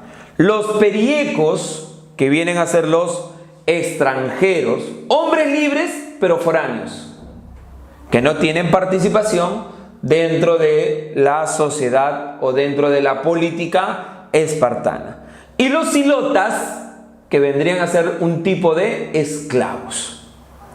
Por el contrario, Atenas va a tener a los eupátridas, que van a ser los verdaderos atenienses, los metecos, igual hombres libres pero extranjeros, y los doulios, un tipo de esclavos. Y a nivel de educación, hay una gran diferencia. Los espartanos recibían una educación militar. Una educación militar. Por eso, si tú has visto en su momento la película 300, te darás cuenta que Leónidas, ¿qué es lo que dice? Todos los que viven acá, ¿qué son? Militares, grandes guerreros, espartanos. Y era muy importante para poder ser un militar la fuerza física. Por eso desde que nacían, ¿qué es lo que hacían en Esparta? Seleccionaban a los bebés más fuertes, a los que físicamente podían cumplir más adelante la función de un guerrero. ¿Y qué pasaba con los que no podían? Con los que nacían supuestamente débiles. En Esparta, esos niños eran llevados al monte de Taigeto, y desde este monte eran lanzados, porque más adelante obviamente no iban a cumplir la función de un guerrero o de un soldado. A eso se le llama eugenasia, que viene a ser la muerte de niños. ¿Ya? No te olvides. Por el contrario, en el caso de Atenas, la educación es una educación integral. Educación integral. Para los atenienses no solo era desarrollar el cuerpo, sino también ¿qué cosa? La mente. ¿Ya? No te olvides, ¿ah? Los atenienses, su educación, ¿cuál es? Integral. Cuerpo y mente. Muy bien, chicos. Nos vemos más adelante. Muy bien, chicos. Continuando con el tema de Grecia y siguiendo obviamente con las polis, Esparta y Atenas, ya hemos visto su aspecto social, su aspecto económico y educativo. Ahora pasemos a ver el aspecto político. ¿Ya? Hay una gran diferencia en el aspecto político de Esparta y de Atenas. Si tú puedes apreciar acá, el poder ejecutivo en Esparta era una diarquía. ¿Y qué es una diarquía? Gobierno de dos reyes, ¿sí o no? Tanto en lo civil como en lo militar. Uno de los principales legisladores en Esparta es el famoso Licurgo, gran legislador espartano. Pero a este poder ejecutivo también tenemos que agregarle un poder legislativo, donde se encontraba la Gerusía, o también llamado Consejo de Ancianos, y la Pela, que viene a ser la Asamblea Popular. Justamente en esta Pela es donde participan obviamente los hombres libres o los verdaderos espartanos, los llamados espartiatas, varones mayores de 30 años. No te olvides de eso. En el caso de Atenas, vamos a ver una evolución política. Empiezan con una monarquía,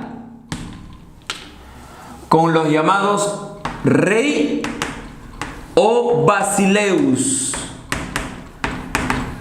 Y estos reyes o basileus van a ser vigilados, van a ser observados, fiscalizados por el aerópago. ¿Ya? Vamos a poner acá supervisados por el aerópago.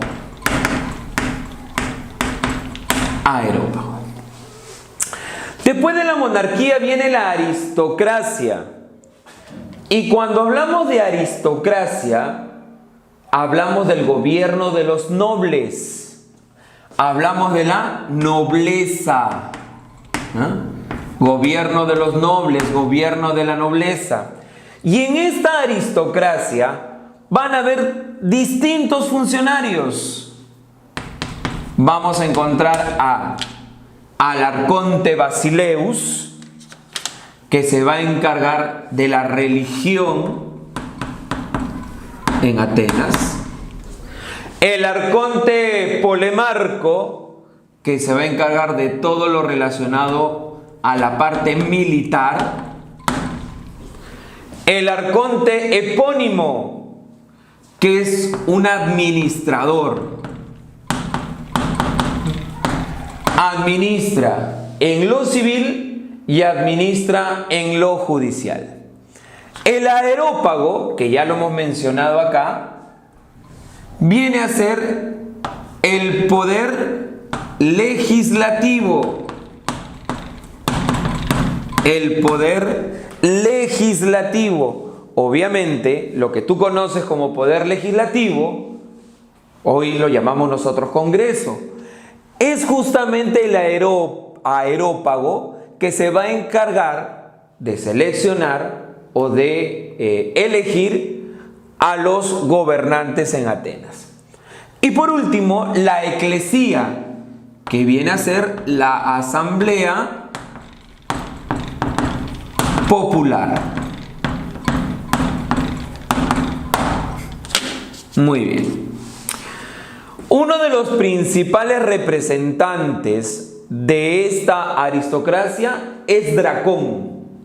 Yo me imagino que debes haber escuchado hablar sobre el Código Draconiano, considerada las primeras leyes escritas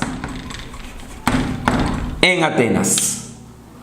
Las primeras leyes escritas en Atenas. Y siempre se habla de Dracón o del Código Draconiano relacionado con castigos severos, con castigos fuertes. Dracón establece la pena de muerte por deudas y la esclavitud por deudas. Como si hoy tú le debas a un banco y tengas que ser esclavo del banco. O si no pagas a tus deudores, tu acreedor, por decirlo así, puede determinar cobrarse con tu vida. Eso se establece ¿en dónde? En el Código Draconiano. Después viene la timocracia, que es el gobierno de la gente adinerada o la población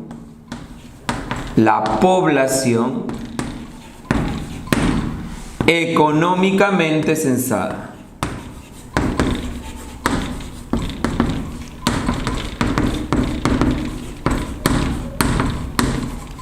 Es decir, la población está dividida de acuerdo a ¿qué? A sus ingresos económicos. Justamente Solón, que es el representante de esta timocracia, elimina la esclavitud por deudas. ¿Ya? Mira, elimina la esclavitud por deudas. Pero después de esta timocracia viene una tiranía. Profe, ¿esos personajes eran malos, drásticos, sanguinarios? Los tiranos de este periodo son distintos a los de esta época.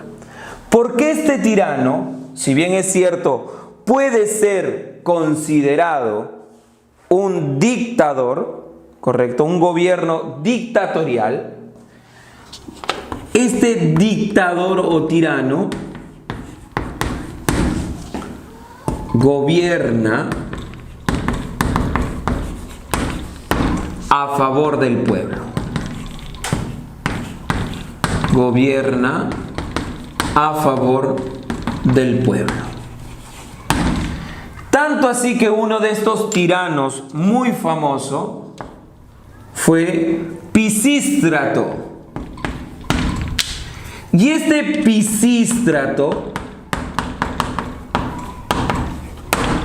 Pisístrato quiso llevar a cabo una reforma agraria, es decir, parcelar las tierras o entregarles tierras a la gente del pueblo. Obviamente tú sabes que la clase alta nunca va a permitir que el pueblo tenga ¿qué cosa? Beneficios. Y por último, y posiblemente un periodo más conocido, es la democracia. ¿Qué es la democracia? Demo, pueblo, cracia, gobierno. Profe, gobierno del pueblo. Y eso ha venido en pregunta de examen de admisión. ¿Cuál es el mayor aporte de Grecia o de Atenas a la humanidad? La democracia. Pero por si acaso, no es esta democracia igual a la actual. Hoy, ¿qué te dice la democracia? ¿Que todos deben votar, sí o no? Todos los mayores de edad, obviamente. En esta época, no todos votaban. Solo votaban aquellos que eran verdaderos atenienses. ¿Te acuerdas cómo se llamaban a los verdaderos atenienses? Eupátridas, ¿sí o no? Solamente ellos. ¿Podían votar las mujeres? No, no podían votar las mujeres. Entonces, esta era una democracia limitada, no igual a los de esta época. Pero Pero sí podemos colocar acá quién es el padre de la democracia. El fundador de la democracia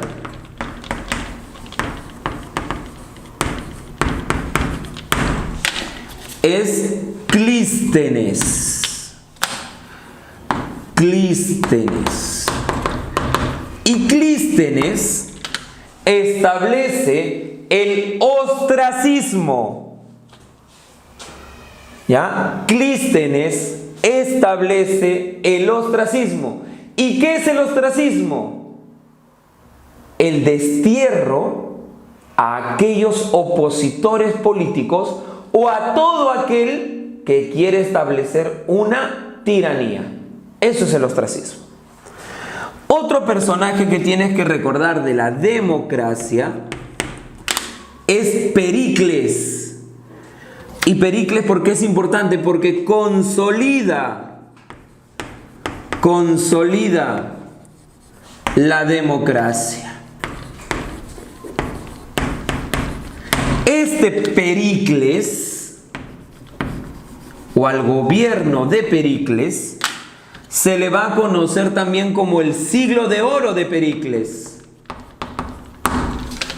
porque Atenas alcanza un auge comercial. La ciudad más importante de Grecia, Atenas. Profe, ¿y cómo Atenas se convierte en este periodo de auge económico, político, cultural? En este periodo, por si acaso, aparecen, ¿quiénes? Los grandes filósofos. Aparecen los artistas. Herodoto, por ejemplo, gran escritor, padre de la historia. Homero, con la Ilíada y la Odisea. Entonces, en este periodo de bonanza tiene una causa. Y esa causa la vas a encontrar en las llamadas guerras médicas, que más adelante hablaremos sobre este tema. Muchas gracias. Muy bien, chicos, continuando con el tema de Grecia, vamos a ver dos acontecimientos que marcan el proceso de hegemonía, crecimiento, siglo de oro de Grecia y también su época de decadencia. ¿Cuáles son estos dos acontecimientos? Las famosas guerras médicas. ¿Has escuchado cuáles son estas guerras médicas? Si tú piensas que se le llaman guerras médicas y tiene que ver algo con los médicos, no es nada de eso, muchachos. Se le llaman guerras médicas porque a uno de estos grupos se les conocía como los medos. ¿Quiénes son estos grupos? ¿O quién es esta facción? Los llamados persas. El imperio persa, que durante esta época estaba en un proceso de expansión. ¿Y contra quiénes se van a enfrentar? Obviamente contra los griegos, contra Grecia. Pero obviamente tú sabes que Grecia no era un estado unificado, sino era un conjunto de polis-estados. Eso lo vimos en un episodio anterior, ¿cierto? ¿Y cuáles son estas ciudades griegas más importantes? ¿Te acuerdas cuáles son? Claro, son Atenas y Esparta. Y tú me dirás, profesor, pero los persas que se encuentran en el lado del Asia, ¿qué hacían en la península balcánica? ¿Recuerda algo? La península balcánica tenía algo que muchas civilizaciones, y más aún Persia, que estaba en un proceso de expansión, deseaba. Y eso va a ser una de las causas fundamentales de la guerra entre ellos. La causa, primero, el expansionismo persa.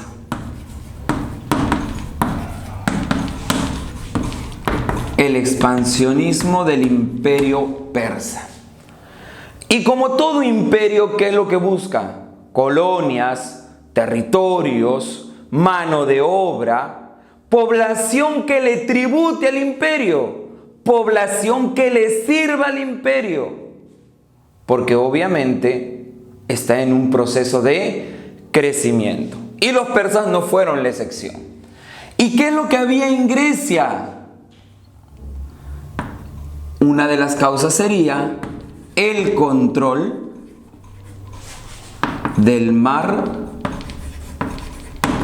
Mediterráneo.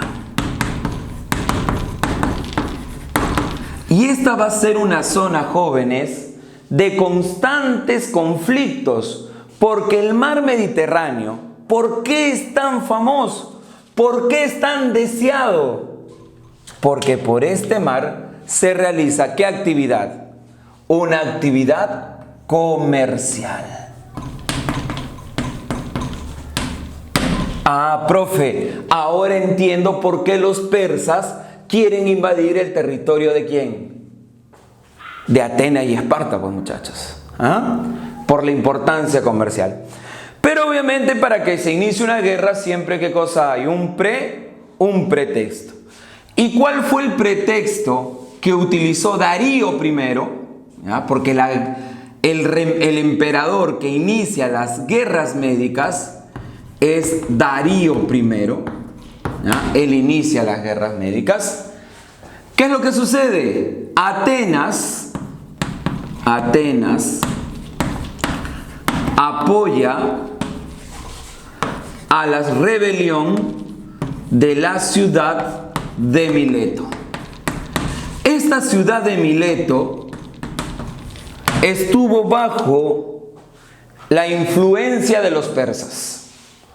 Entonces, Mileto le tributaba a los persas, estaba sometido a los persas. Y como Atenas lo apoyó en su rebelión, ¿qué dijo Darío? Ah, Atenas me estás declarando la guerra, te invado entonces. ¿Cuáles fueron los acontecimientos o sucesos de estas guerras médicas? En realidad hubieron 3. Y ahí tú vas a encontrar, por ejemplo, la batalla de Maratón, la batalla de las Termópilas del famoso Leónidas y sus 300 espartanos, la batalla de Salamina, la batalla de Platea, la batalla de Micala, que son los acontecimientos más importantes durante estas guerras. Pero como hoy solamente te voy a hablar de las causas y las consecuencias, nos vamos a dedicar justamente a ese punto. Ya después, en otro tema, hablaremos de los acontecimientos que se van a dar en estas batallas. Una de las consecuencias, muchachos, de esta guerra tiene que ver con quién gana las guerras médicas. Profe, ¿los persas a los griegos? No.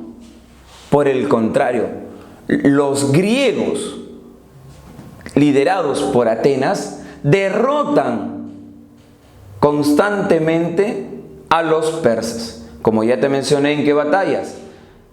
Platea o Salamina, Platea y Micala. Una de las consecuencias entonces, muchachos, ¿cuál sería? Atenas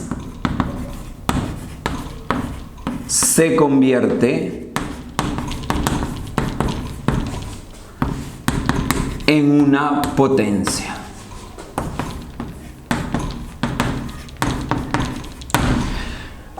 En una potencia política, en una potencia cultural y en una potencia económica. Justamente ¿por qué? Porque va a dominar ahora el mar Mediterráneo. ¿Y por qué cultural? Porque como consecuencia de estas guerras médicas se inicia el llamado siglo de Pericles. Siglo de Pericles. Un siglo de oro cultural.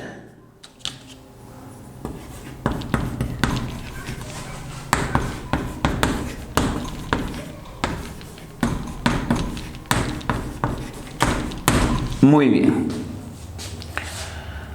Pero así como las guerras médicas fueron el acontecimiento que marcó la hegemonía de Atenas, las guerras del Peloponeso van a marcar el periodo de decadencia de Atenas y como consecuencia también de muchas ciudades griegas.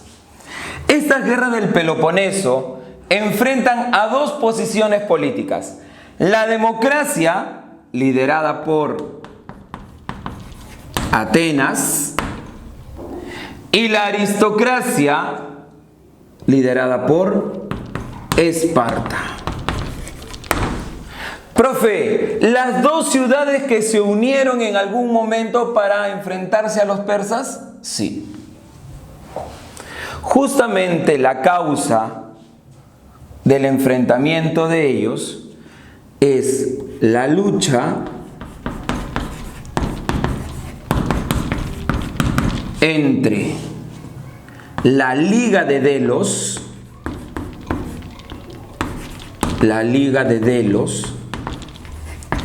que es la liga que compone a todas las ciudades que están bajo el dominio de Atenas, y la Liga del Peloponeso,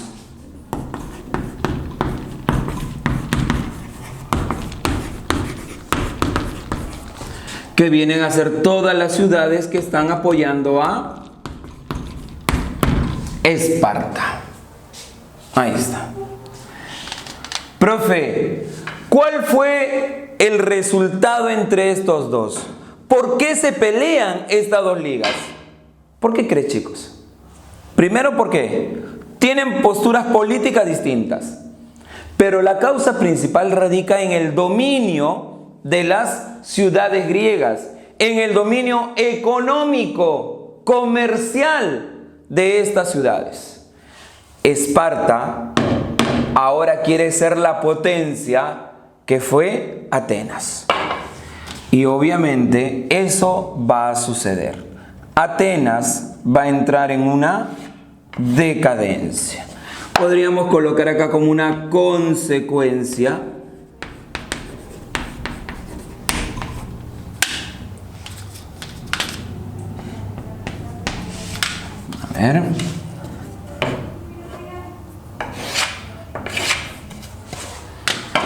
la hegemonía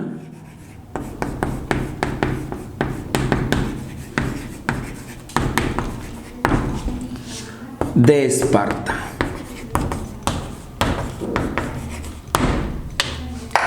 Pero esto no dura mucho tiempo, jóvenes, ya que Esparta, si bien es cierto, pasa a dominar ahora las ciudades griegas, las guerras siempre desgastan a una ciudad.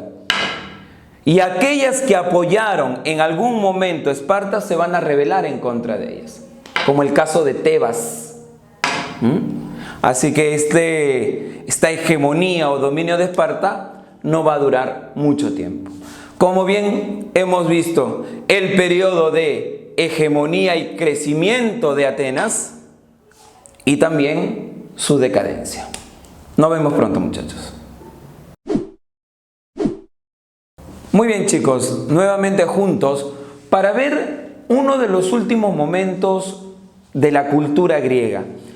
Ya no específicamente de las polis griegas como Esparta o como Atenas, sino una ciudad que se encontraba al norte de Grecia, pero que para ellos también formaban parte de toda esta cultura. ¿A quién nos referimos? A Macedonia. Debes haber escuchado de Macedonia, los macedónicos. ¿Quién se te viene a la mente? El gran Alejandro Magno. Pero tú sabías que Macedonia invade Grecia, pero no con Alejandro Magno, sino con su padre. ¿Quién fue el padre de Alejandro Magno? Filipo II. Este Filipo II conquista Grecia.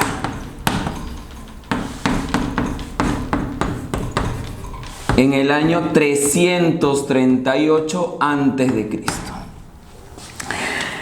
Este Filipo II tuvo un asesor muy importante, uno de los pensadores más intelectuales de la época.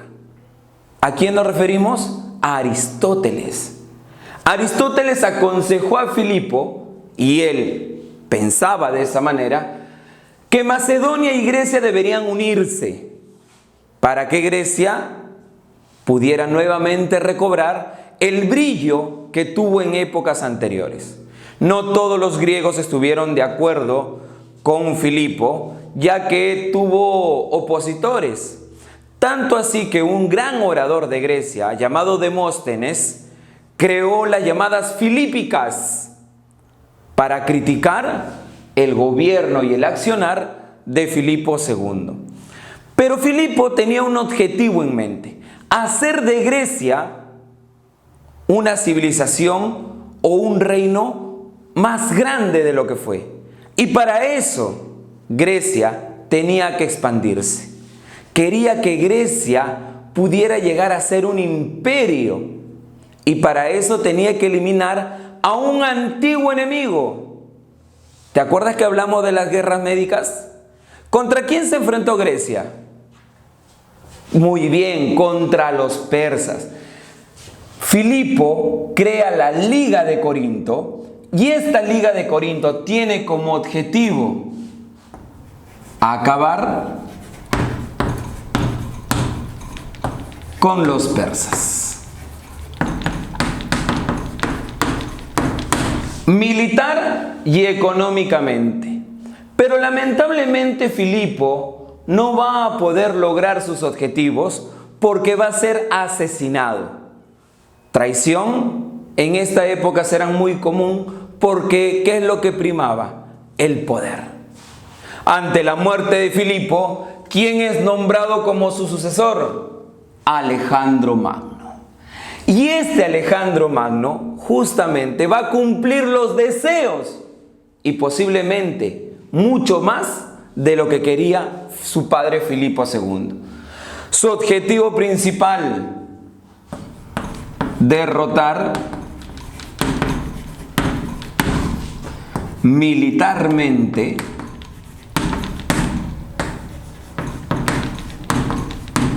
a los persas.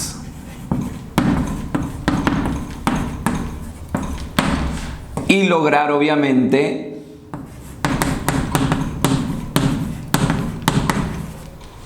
y expandir Macedonia.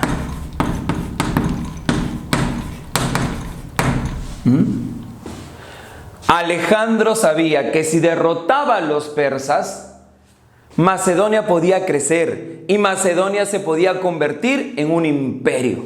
Y justamente la batalla decisiva, la batalla final contra los persas es la famosa batalla de Arbelas, o también conocida como Gaugamelas.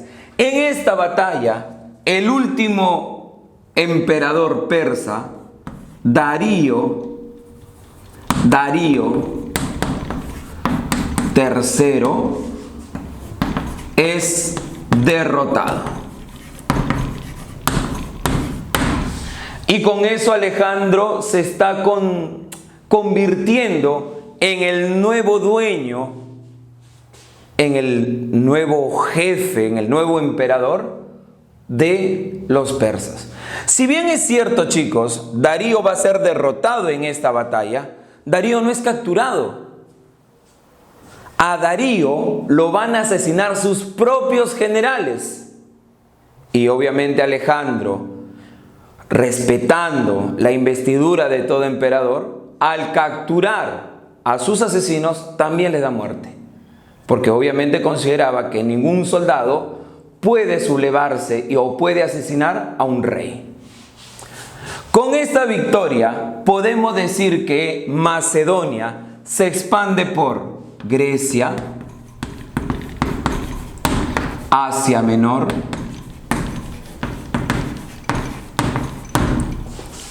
la India, Persia, como ya hemos visto, Mesopotamia, dentro de los principales territorios que van a formar parte del expansionismo macedónico o del imperio de Alejandro Magno. Y ha venido en pregunta de examen de admisión justamente la importancia y la influencia de Macedonia a nivel cultural. A ese desarrollo cultural, a esa combinación de culturas, la historia lo llama el helenismo. Alejandro era muy respetuoso de las culturas de todos estos pueblos y no buscaba desaparecer sus costumbres. Por el contrario, las respetaba y buscaba aprender de cada uno de estos pueblos.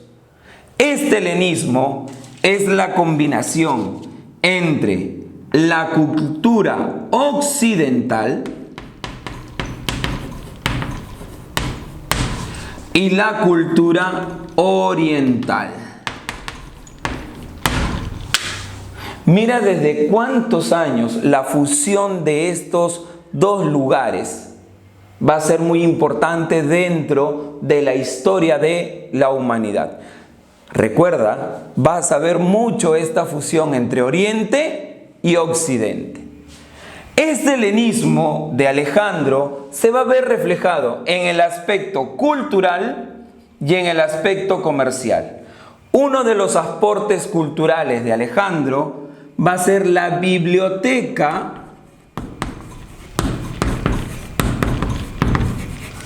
de Alejandría.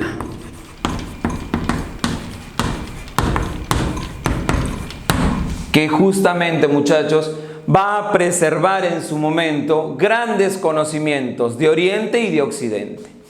A nivel comercial, Alejandro creó el puerto y el faro de Alejandría.